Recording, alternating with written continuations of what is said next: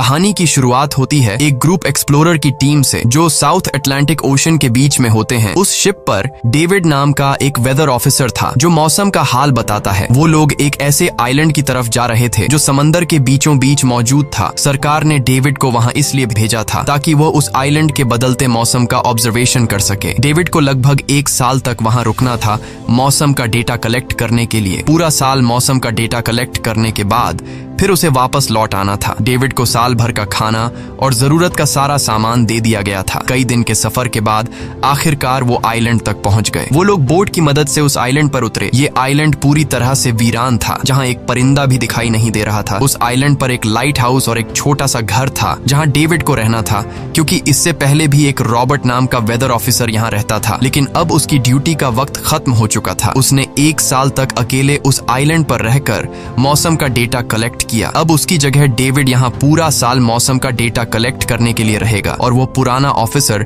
Robert ship के साथ वापस चला जाएगा। लेकिन जब पूरी टीम ने घर को विजिट किया तो वो हैरान रह गए, क्योंकि वहाँ किसी भी इंसान का नामो निशान नहीं था। कमरे के अंदर पुराने ऑफिसर का सारा सामान यहाँ वहाँ बिखरा पड़ा था। जिसके बाद कैप्टन और डेविड ने सोचा कि शायद लाइट हाउस में कोई हो सकता है। कैप्टन और डेविड बिना वक्त गंवाए लाइट हाउस की तरफ बढ़ते हैं और वो सब वहाँ एक अजीब नजारा देखते हैं। वो देखते हैं कि पूरा लाइट हाउस तेज और नुकीले लकड़ियों से घिरा हुआ था, जैसे किसी ने जानबूझकर उसे बंद कर दिया हो ताकि कोई भी अंदर न जा सके। जिसके बाद कैप्टन और डेविड ने लाइट हाउस का गेट कई बार नॉक किया, लेकिन अंदर से कोई रिस्पॉन्स नहीं मिला। आखिर में उन्होंने गेट को जोर से धक्का दिया और अंदर घुस गए। लाइट हाउस के अंदर उन्हें एक आदमी मिला जिसका नाम ग्रूनर था। जब उन्होंने ग्रूनर से पुराने वेदर ऑफिसर रॉबर्ट के बारे में पूछा तो उसने जवाब दिया कि वो तो मर गया है। वो समंदर की तरफ गया लेकिन दोबारा कभी लौटकर वापस नहीं आया। ग्रूनर की बातें सुनकर डेविड और कैप्टन दोनों चौंक गए। ये सब सुनने के बाद कैप्टन ने डेविड से कहा, अगर तुम अब भी चाहो तो हमारे साथ वापस चल सकते हो। लेकिन डेविड ने वापस जाने से इनकार कर दिया। डेविड ने सोचा अगर वो सरकार को उस आइलैंड का एक्यूरेट वेदर रिपोर्ट दे पाया तो उसे काफी मोटी रकम मिल सकती है। जिसके बाद कैप्टन ने उसे एक गन दी खुद की प्रोटेक्शन के लिए, और कैप्टन ने डेविड से कहा कि ये जगह मुझे सेफ नहीं दिखाई दे रही, अपना ख्याल रखना। इसके बाद उसे वहीं पर छोड़कर वो सब वापस चल दिए और अब ये दोबारा वापस 1 साल बाद आएंगे। कैप्टन के जाने के बाद डेविड ने घर को थोड़ा सेटल किया, रहने के काबिल बनाया। रात होने के बाद उसे ड्रॉर में एक डायरी मिली जो पुराने वेदर ऑफिसर रॉबर्ट की थी। उस डायरी में आइलैंड के बारे में बहुत कुछ लिखा था। डायरी में एक मिस्टीरियस क्रीचर के बारे में कुछ बातें लिखी गई थी, लेकिन सब कुछ साफ नहीं था, कुछ बातें अधूरी थी। डेविड हर लाइन को ध्यान से पढ़ता गया। उस डायरी में कुछ अजीब तरह के जानवरों के स्केचेस भी बने थे। डेविड को समझ नहीं आया उसने ऐसी पिक्चर्स क्यों बनाई थी। शायद वो अकेला था और टाइम पास के लिए ऐसा किया होगा। डायरी के एक पेज पर पुराने ऑफिसर के वाइफ की फोटो भी लगी थी। डेविड वह डायरी पढ़ते पढ़ते थक गया और धीरे धीरे उसकी आंख लग गई। अगली सुबह डेविड ने मौसम का डेटा कलेक्ट करना शुरू कर दिया, लेकिन समंदर के पास पहुंचते ही उसके कदम रुक गए। उसने देखा कि चट्टानों के बीच कुछ पत्थर अजीब तरीके से सजाए गए हैं और उनके बीच शेल्स रखे थे अजीब से पैटर्न में। डेविड ने सोचा शायद ये सब ग्रूनर ने किया है। वो ये सोचकर दोबारा अपने काम में लग गया। काम के दौरान जब उसने दूरबीन से लाइट हाउस की तरफ देखा तो उसे ग्रूनर के साथ एक और इंसान भी दिखाई दिया, लेकिन पलक झपकते ही वो गायब हो गया। डेविड ने दोबारा उसे देखने की कोशिश की, लेकिन फिर उसे लगा कि ये उसका वहम है। रात को डेविड अपने काम में बिजी था, तभी दरवाजे पर नॉक हुआ। उसे लगा कि शायद ये ग्रूनर है। डेविड ने उसका नाम पुकारा, लेकिन कोई जवाब नहीं मिला। हाथ में लैंप लेकर जैसे ही डेविड दरवाजे की तरफ बढ़ा तो उसके कानों में कुछ अजीब सी आवाजें गूंजने लगीं जो किसी इंसान की बिल्कुल भी नहीं थी। और फिर उसने देखा गेट के नीचे से किसी अजीबोगरीब क्रीचर का हाथ अंदर आने की कोशिश कर रहा है। वो इंसान का हाथ बिल्कुल भी नहीं था। ये देखकर डेविड के पांव तले जमीन ही खिसक गई। वो तुरंत बेसमेंट की तरफ भागा और वहां जाकर छुप गया। कुछ ही देर में वो मिस्टीरियस क्रीचर घर के अंदर घुस चुकी थी। वह छुप छुप कर डेविड को ढूंढ रही थी और डेविड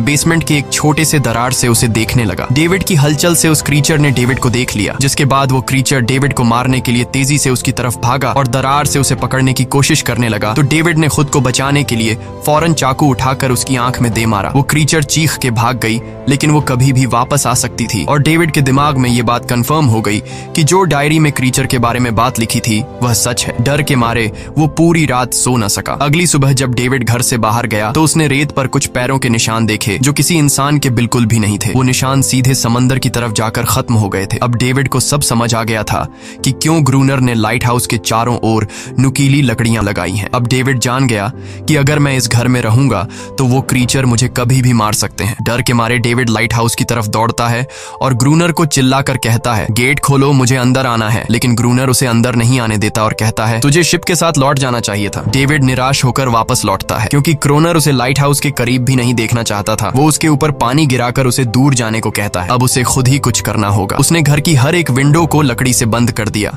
चारों तरफ नुकीली लकड़ियों से घेरा बनाया और गेट के बाहर पुराने कागज और किताबें रखी। फिर उन पर तेल छिड़क दिया ताकि अगर वो क्रीचर वापस आए तो उसे आग से डराकर भगाया जा सके। लेकिन एक बात थी जो डेविड अब तक नहीं जानता था और ये बात उसे आज रात पता चलने वाली थी। खुशकिस्मती से उसे घर के अंदर एक पुराना बॉक्स मिला। उस बॉक्स में एक गन थी और बहुत सारी बुलेट्स। ये देखकर उसे जिंदा रहने की थोड़ी सी उम्मीद मिली। जैसे जैसे सूरज ढलने लगा, डेविड के दिल में डर बढ़ने लगा। कुछ ही देर में चारों तरफ रात का अंधेरा छा गया। डेविड गन हाथ में लिए घर के एक कोने में चुपचाप बैठा था। उसकी दिल की धड़कनें तेज थीं। तभी एक अजीब आवाज सुनाई दी और जब डेविड ने खिड़की से छुपकर समंदर की तरफ देखा तो जैसे उसके पैरों के नीचे से जमीन ही खिसक गई। उसने देखा कि सिर्फ एक नहीं बल्कि पानी में से कई सारी वही अजीबोगरीब क्रीचर्स उसकी तरफ बढ़ रही हैं। कुछ ही देर में वो सब इकट्ठा होकर कमरे का गेट तोड़ने की कोशिश करने लगे। डेविड ने तुरंत गोलियां चलानी शुरू की, जिनमें से कुछ क्रीचर्स गिरकर मर गए। डेविड को लगा कि गोली की आवाज सुनने के बाद वो डरकर भाग जाएंगे, लेकिन अपने साथियों को मरता हुआ देखकर वो और भी ज्यादा गुस्सा हो गए। तब डेविड प्लान बी अपनाते हुए गेट के बाहर रखे कागजों और पुरानी किताबों को आग लगा देता है। आग देखकर वो क्रीचर्स डर के मारे वापस समंदर में लौट गए, लेकिन अब वही आग डेविड के घर तक पहुंच चुकी थी। घर के दरवाजे ने आग पकड़ ली और धीरे धीरे फैलने लगी क्योंकि पूरा घर लकड़ी का बना हुआ था। डेविड ने तुरंत एक चादर में खुद को लपेटकर अपनी जान बचाई और बाहर निकलकर लाइट हाउस के पास एक बड़े पत्थर के पीछे छुप गया। क्रीचर्स को शूट करते वक्त डेविड के हाथ में काफी गहरी चोट भी आई। तभी अचानक तेज बारिश शुरू हो गई। आग धीरे धीरे बुझने लगी, लेकिन पूरी रात की बारिश के बाद भी सुबह तक डेविड अपना घर नहीं बचा पाया। पूरा घर जलकर लगभग राख हो चुका था। अब अगर डेविड को जिंदा रहना है तो उसे लाइट हाउस में पनाह लेनी होगी। उसने अपनी राइफल उठाई और लाइट हाउस के पास के पत्थरों के बीच छुप गया और इंतजार करने लगा कि कब ग्रूनर पानी भरने आएगा। जब ग्रूनर पानी भरने के लिए लाइट हाउस से बाहर निकला तो डेविड उसके पीछे पीछे चल दिया, लेकिन तभी अचानक एक अजीब सा क्रीचर जो ग्रूनर के पास ही था उसने डेविड पर हमला कर दिया। लेकिन किसी तरह करके डेविड ने उसे काबू कर लिया। वह क्रीचर ग्रूनर का रक्षक था। जब वह उसे शूट करने वाला था तो ग्रूनर ने तुरंत डेविड को रोका और कहा, रुक जाओ, ये मेरा पालतू है। डेविड ने गोली नहीं चलाई और मौके का फायदा उठाते हुए उसने ग्रूनर के साथ एक शर्त रखी, अगर इस क्रीचर को जिंदा रखना है तो मुझे लाइट हाउस में रहने दिया जाए, नहीं तो मैं इसे मार दूंगा। जिसके बाद ग्रूनर ने हाँ कर दी क्योंकि डेविड के पास ढेर सारा खाना और गन पाउडर था। शाम होने से पहले दोनों बचा हुआ खाना लेकर लाइट हाउस लौट आए और वो दोनों आराम से सो गए। अगली सुबह वो क्रीचर चुपचाप डेविड का हाथ चाट रहा था। जब डेविड नींद से जागा तो उसने देखा कि इस क्रीचर के चाटने की वजह से उसका हाथ पूरी तरह से ठीक हो चुका है। ये सब देखकर डेविड हैरान हुआ। डेविड अब क्रोनर से इस क्रीचर के बारे में और जानना चाहता था और फिर ये सब दुनिया के सामने लाना चाहता था क्योंकि ये किसी जादू से कम नहीं था। डेविड ने सोचा, अगर इस क्रीचर का राज दुनिया के सामने हम लाते हैं तो डेविड और क्रोनर दोनों बहुत सारा पैसा और नाम कमा लेंगे। लेकिन क्रोनर को ये सब नहीं चाहिए था। वो इस आइलैंड से कहीं नहीं जाना चाहता था। क्रोनर का अब इस दुनिया में कोई नहीं बचा था। उसके लिए ये आइलैंड परफेक्ट था जहां वो अपने आप को एक किंग समझता था और अपनी मर्जी का मालिक। इसी वजह से उसने आइलैंड के कई हिस्सों में लिख दिया था, क्रोनर यहाँ का बादशाह है। लेकिन डेविड को ये समझ नहीं आ रहा था कि ये अजीब सी क्रीचर क्रोनर की फालतू कैसे बनी। तो क्रोनर ने बताया कि एक बार क्रोनर ने उसकी जान बचाई थी। वो गलती से उसके फिशिंग नेट में फंस गई थी। तब ये क्रीचर छोटी थी और उस दिन के बाद से वो क्रोनर के साथ ही रह गई। उसकी हर बात माननी शुरू कर दी। लेकिन क्रोनर एक सख्त इंसान था। वो इस क्रीचर के साथ बहुत बुरा बर्ताव करता था। क्रोनर हर दिन इस क्रीचर के साथ फिजिकल रिलेशन रखता था। क्रोनर ने बताया कि एक बार इस क्रीचर ने मुझ पर हमला भी किया था और उसके बदले में क्रोनर ने उसे ऐसी सजा दी कि उस सजा के बाद वो क्रीचर अपने आप को क्रोनर की गुलाम समझने लगी। और आप सब भी समझ गए होंगे कि हर रात वो क्रीचर समुद्र से बाहर क्यों आते हैं। वो सभी इसलिए आते हैं ताकि अपने साथी को क्रोनर से छुड़वाकर वापस ले जाए। लेकिन क्रोनर ऐसा नहीं होने देता। वो क्रीचर्स दिन के उजाले में अटैक नहीं कर सकते क्योंकि सूरज की रोशनी उनकी स्किन जला देती है। डेविड अब यहाँ और नहीं रहना चाहता था। वो किसी तरह से आइलैंड से अपनी जान छुड़ाना चाहता था। खैर, शाम होने लगी और क्रोनर ने उससे कहा, गन लेकर रेडी हो जाओ क्योंकि वो क्रीचर्स कभी भी हमला कर सकते हैं। वो लाइट हाउस की लाइट ऑन करने के लिए तैयार हो गए और कुछ ही देर में समुद्र से बड़ी संख्या में क्रीचर्स निकलकर बाहर आ गए। वो लाइट हाउस की तरफ बढ़ते जा रहे थे। क्रोनर उन पर लगातार फायर करता जा रहा था, लेकिन डेविड पूरी तरह से डर गया था। वो लाइट हाउस के अंदर की तरफ आने लगा। क्रोनर के बार बार कहने के बावजूद वो बस एक कोने में चुपचाप बैठा रहा और कुछ ही देर में डेविड बेहोश हो गया। क्रोनर पूरी रात अकेला इन क्रीचर्स से लड़ता रहा। अगली सुबह क्रोनर ने गुस्से में डेविड के मुंह पर पानी डालकर उसे उठाया और कहा, अगर तुम्हें जिंदा रहना है तो इनकी जान लेनी होगी, नहीं तो तुम्हें लाइट हाउस से निकाल निकाल दिया जाएगा और तुम्हें मेरी हर बात माननी होगी। रोजाना पानी भर कर लाना, लाइट हाउस के छोटे बड़े काम करना और रात को मेरे साथ गार्ड ड्यूटी भी करनी होगी। अब डेविड के पास दूसरा कोई ऑप्शन नहीं था। इसी वजह से ये सब करना उसकी मजबूरी बन गया। डेविड अब क्रोनर की हर बात मानने लगा, लेकिन एक चीज थी जो उसे बिल्कुल भी पसंद नहीं आई। वो ये थी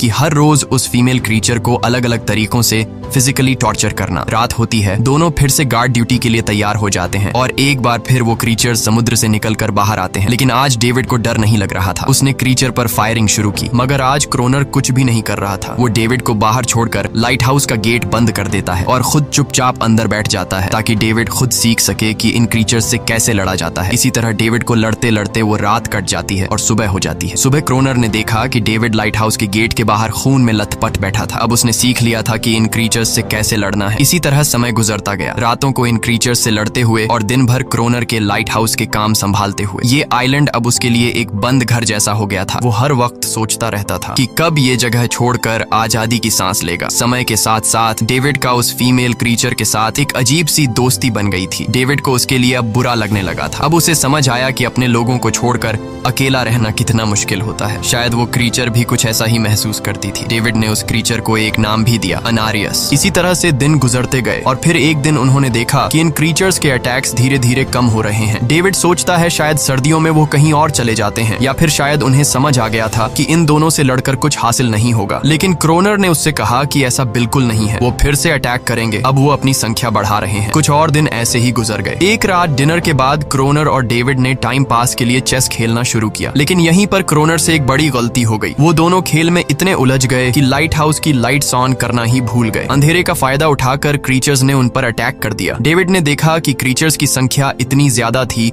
कि दो लोग मिलकर भी ज्यादा देर तक नहीं लड़ सकते थे और इस बार उनके पास कोई प्लानिंग भी नहीं थी। गन्स की बुलेट्स भी ऑलमोस्ट खत्म हो चुकी थी। किसी तरह बचते बचाते वो लाइट हाउस के टॉप तक पहुंच गए, लेकिन इस बीच क्रोनर के पैर में गहरी चोट आ गई। वो क्रीचर्स आज उन पर भारी पड़ गए थे। दोनों को लगा कि आज उनकी मौत पक्की है, लेकिन खुशकिस्मती से सुबह हो गई। जैसे ही सूरज धीरे धीरे उभरता है, वो क्रीचर्स लाइट हाउस छोड़कर समुद्र में वापस चले जाते हैं। कड़कती धूप निकलने के बाद एनेरियस क्रोनर के जख्म को ठीक करने की कोशिश करती है, लेकिन अब तक डेविड को समझ आ चुका था कि वो इन क्रीचर्स के साथ ये लड़ाई जीत नहीं सकते। बुलेट्स भी अब खत्म होने के करीब हैं। उनके पास खाना भी इतना नहीं है कि वो ज्यादा देर तक चल सके। लकीली अगले दिन जब डेविड लाइट हाउस के बाहर इधर उधर घूम रहा था तो उसने समुद्र में एक जहाज देखा। वो जल्दी से अंदर से फ्लेयर गन लाया और जहाज को सिग्नल देने गया, लेकिन क्रोनर ने उसे रोक दिया क्योंकि वो नहीं चाहता था कि डेविड यहाँ से जाए। उसी वक्त अनारियस ने क्रोनर पर हमला कर दिया। वो डेविड को क्रोनर से बचाना चाहती थी। क्रोनर किसी को भी ये आइलैंड छोड़ने नहीं देना चाहता था। ये आइलैंड उसकी अपनी दुनिया थी जहाँ वो एक किंग की तरह रहता था। वो डेविड को भी जाने नहीं देना चाहता था। इतने समय से अकेला रहने के बाद अब उसके पास कोई था जिससे वो बात कर सकता था, और अगर डेविड उस शिप में वापस चला गया तो वो वहां जाकर सबको एनेरियस और उनके बारे में बता देगा। इसलिए अब डेविड यहाँ से नहीं जा सकता। धीरे धीरे वो शिप डेविड की आंखों के सामने समुद्र में गायब हो गई। अब उसके पास कुछ भी करने को नहीं था। कुछ और दिन ऐसे ही बीत गए। क्रोनर अब भी डेविड और अनारियस दोनों के साथ बुरा बर्ताव कर रहा था, लेकिन अनारियस को वो खास तौर पर मारता था, जो डेविड को बिल्कुल पसंद नहीं था। एक दिन डेविड ने अनारियस को एक छोटी टॉय बोट गिफ्ट में दी जो उसने किसी मछली की हड्डी से बनाई थी। लेकिन जब अनारियस ने उस बोट को देखा तो वो डेविड को आइलैंड के एक ऐसे कोने में ले गई जहाँ सचमुच एक असली बोट रखी थी। जब डेविड ने इस बोट के बारे में क्रोनर से पूछा तो उसने कहा हाँ, उसे पहले से पता था कि आइलैंड के इस हिस्से में एक बोट है। क्रोनर कहता है कि कुछ लोग इस आइलैंड तक बोट के जरिए अपनी जान बचाने आए थे, लेकिन सुबह होने से पहले उनमें से कोई भी जिंदा नहीं बचा। सबको इन क्रीचर्स ने मार दिया। वो सब शिप में गोला बारूद ले जा रहे थे, लेकिन समुद्र में आए तूफान की वजह से उनका शिप इसी आइलैंड के पास डूब गया। ये सब सुनते ही डेविड के दिमाग में एक आइडिया आया। उनके पास एक डाइविंग सूट जैसा कुछ था। डेविड ने कहा कि अगर हम दोनों में से कोई उस सूट को पहनकर समुद्र के उस हिस्से में जाए जहां वो शिप डूबी थी, तो हो सकता है उन्हें कुछ बुलेट्स या डायनामाइट मिल जाए जिससे इन क्रीचर्स से लड़ना आसान हो जाए। लेकिन क्रोनर ने इस बात को मानने से इनकार कर दिया, पर डेविड अपनी जान को खतरे में डालकर ये काम करने को तैयार था। कुछ और दिन ऐसे ही गुजर गए। डेविड और अनारियस के बीच एक गहरा कनेक्शन बन गया। डेविड डेविड उसे पसंद करने लगा था। इन दोनों को रोमांस करते हुए ये सब क्रोनर ने चुपके से देख लिया। क्रोनर को लगा कि अनारियस उसे छिन जाएगी, इसलिए डेविड को रास्ते से हटाना पड़ेगा। अगले दिन क्रोनर खुद डेविड की बात मानने को तैयार हो जाता है। वो डेविड से कहता है, ठीक है, तुम सूट पहनकर नीचे पानी में जाओगे और वहाँ ढेर सारा RDX कलेक्ट करोगे, फिर मैं तुम्हें बोट से ऊपर की तरफ खींच लूंगा। लेकिन क्रोनर का असली इरादा कुछ और ही था। वो चाहता था कि डेविड उसकी मदद से समुद्र के नीचे रखे डायनामाइट के बॉक्सेस वापस सरफेस तक ले आए और उसके बाद उसे वही समंदर में अकेला छोड़ दे ताकि वो क्रिएचर्स उसे मार दें। इस तरह डायनामाइट भी उसके पास आ जाएगा और अनारियस फिर से उसकी गुलाम बन जाएगी। वो दोनों बोट में बैठकर उस जगह पहुंच गए जहां शिप पानी में डूबा था। डेविड ने डाइविंग सूट पहना और समंदर के नीचे उतर गया। नीचे जाने के बाद डेविड ने देखा कि शिप पूरी तरह तबाह हो चुकी है, लेकिन उसकी किस्मत अच्छी थी कि उसे कुछ डायनामाइट के बॉक्स मिल गए। लेकिन तभी अचानक कुछ क्रिएचर उसके सामने आ गए। क्रिएचर्स को देखते ही डेविड घबरा गया और नीचे गिर पड़ा। वो डाइविंग सूट इतना भारी था कि वह हिल भी नहीं पा रहा था और डेविड क्रोनर को ऊपर सिग्नल भी नहीं भेज पाया। क्रोनर को लगा कि शायद वह क्रिएचर्स डेविड को मार चुके हैं, लेकिन असल में वो तो सिर्फ दो छोटे बच्चे थे। डेविड ने जैसे तैसे करके अपना डाइविंग सूट वहीं छोड़ दिया और ऊपर सतह तक खुद को पहुंचाया। उन्हें वहां कुछ पुराने बॉक्स मिले जिनमें डायनामाइट था। इसके बाद यह दोनों काम पर लग गए। उन्होंने लाइट हाउस के आसपास 2 लेयर्स में डायनामाइट बिछा दिया ताकि जब अगला हमला हो तो वे मॉन्स्टर्स को एक ही बार में खत्म कर सकें। कुछ महीने बीत गए और बर्फबारी का मौसम आया, लेकिन एक बार फिर वो क्रिएचर्स गायब हो गए। अचानक से अटैक बंद हो चुके थे, जैसे क्रिएचर्स को खबर मिल गई हो कि उनके लिए जाल बिछाया गया है, इसीलिए अब वो अटैक नहीं कर रहे थे। क्रोनर को लगा कि शायद अनारियस ने उन क्रिएचर्स को खबरदार कर दिया है, जिसकी वजह से वो अनारियस पर जुल्म करने लगा, लेकिन डेविड ने उसे रोक लिया। आखिर में दोनों ने मिलकर एक नया प्लान बनाया, लाइट हाउस का मेन गेट खुला छोड़ने का, ताकि जैसे ही वो क्रिएचर्स पास आए डायनामाइट से उन सबको उड़ा दिया जाए। डेविड ने चालाकी से काम लेते हुए अनारियस को लाइट हाउस के टॉप पर चीखने को कहा। एनरिस की आवाज सुनते ही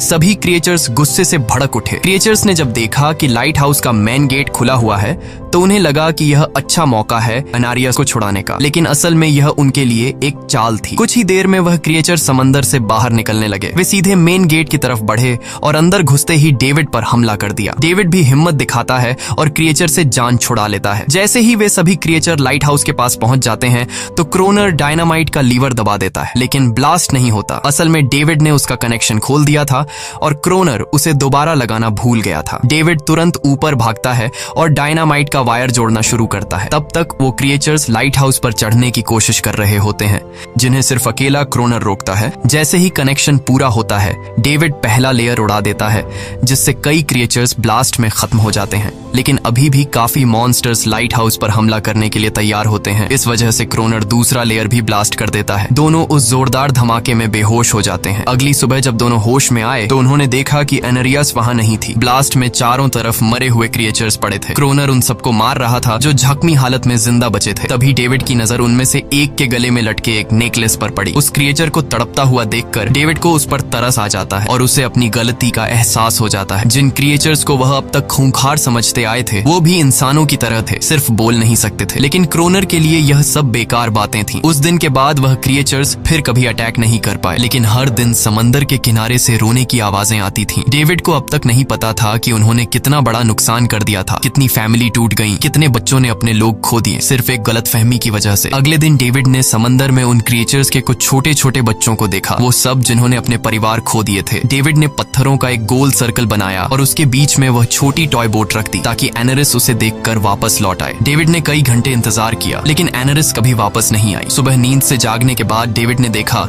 कि क्रोनर सो रहा है। क्रोनर के पास कुछ पुरानी चीजें रखी थीं, उनमें एक पुरानी तस्वीर भी थी और जैसे ही डेविड ने उस तस्वीर को देखा वह हैरान रह गया। वह लड़की जिसका फोटो उसने पहले दिन पुराने ऑफिसर रॉबर्ट की डायरी में देखा था वह कोई और नहीं बल्कि क्रोनर की पत्नी थी और फोटो में क्रोनर उसके साथ खड़ा था। असल में 1 साल पहले आए वेदर ऑफिसर रॉबर्ट मरा नहीं, बल्कि उसने अपनी पहचान बदल दी थी, यानी क्रोनर ही वेदर ऑफिसर रॉबर्ट है, बस उसने अपना नाम बदल लिया था क्योंकि अब वह कभी इस आइलैंड को छोड़ना नहीं चाहता था। ये सब देखकर डेविड ने भी यह उम्मीद छोड़ दी कि वह कभी इस आइलैंड से जा पाएगा। अगले दिन शाम को जब डेविड समंदर के किनारे गया उसने देखा कि उस सर्कल में रखी छोटी बोट अब वहां नहीं थी, लेकिन उसी जगह पर उसने एक क्रीचर का छोटा सा बच्चा देखा जिसके हाथों में वह बोट थी। डेविड ने अपने हाथ में जलती हुई लकड़ी को उस सर्कल के बीच में फेंक दिया ताकि वह दिखा सके कि उसका इरादा लड़ने का नहीं है और उसे किसी को खतरा महसूस न हो। वह उनके साथ दोस्ती करना चाहता था। कुछ ही देर बाद समंदर की लहरों से एनारिस निकलती है और उसके पीछे पूरा क्रीचर्स का ग्रुप भी समंदर से बाहर आता है, लेकिन इस बार परिवार कोई भी डेविड पर अटैक नहीं करता, क्योंकि वे भी अब शांति चाहते हैं। उनका इरादा सिर्फ एक सुरक्षित जगह पाने का था अपने बच्चों के लिए। लेकिन तभी वहां क्रोनर हाथ में बंदूक लिए पहुंच जाता है। क्रोनर को लगता है